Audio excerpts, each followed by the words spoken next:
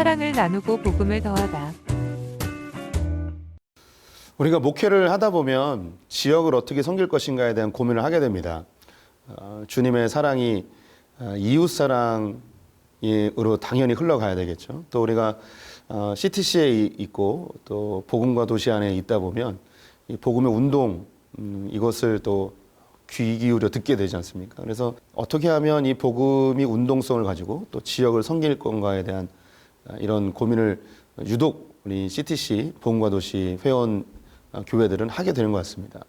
근데 이런 이야기를 들으면 뭔가 규모가 있고 좀 재정적 뒷받침이 되는 교회들만이 할 수 있는 것처럼 생각하기 쉽습니다.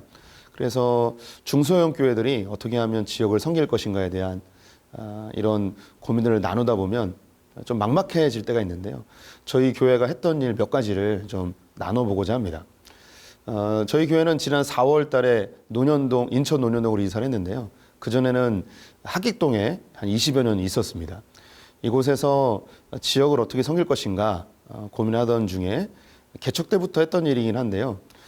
작은 교회는 사회복지단체를 만들 수는 없습니다. 그래서 지역의 건강한 사회복지단체에 자원봉사자들이 늘 필요하거든요. 저희 교회 근처에 장애인들이 작업하여서 물건을 만들면 이 물건 하나에 10원이 남는 그런 공장이 있었습니다. 근데 지적장애인들이 이걸 하게 되면 하나 만드는데 1분이 걸린다면 일반인들이 만들면 1분에 10개도 만들 수 있습니다. 그래서 우리 교회 성도들이 일주일에 한 번씩 10여 명씩 가서 이것을 1시간이나 1시간 반 정도 하게 되면 이 작업한 양만큼 이 장애인들에게 수당으로 돌아가는 그 일을 해오고 있습니다.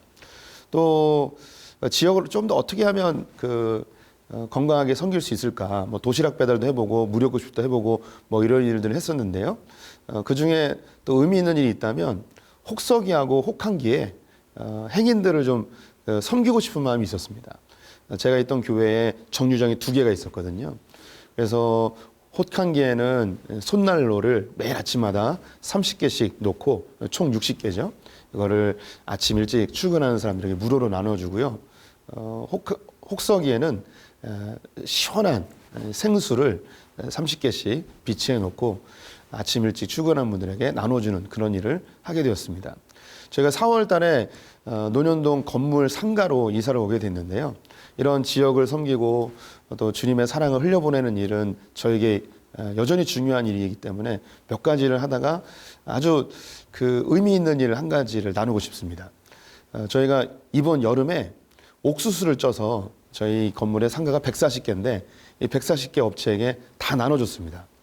그런데 너무 반응이 좋은 거예요.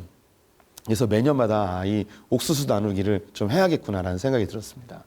우리가 부활절에 달걀 나누기도 하고요. 성탄절이나 추수감사절에 이런 선물 나누기도 하는데 이것보다 반응이 제가 볼 때 한 10배 이상 반응이 좋았습니다.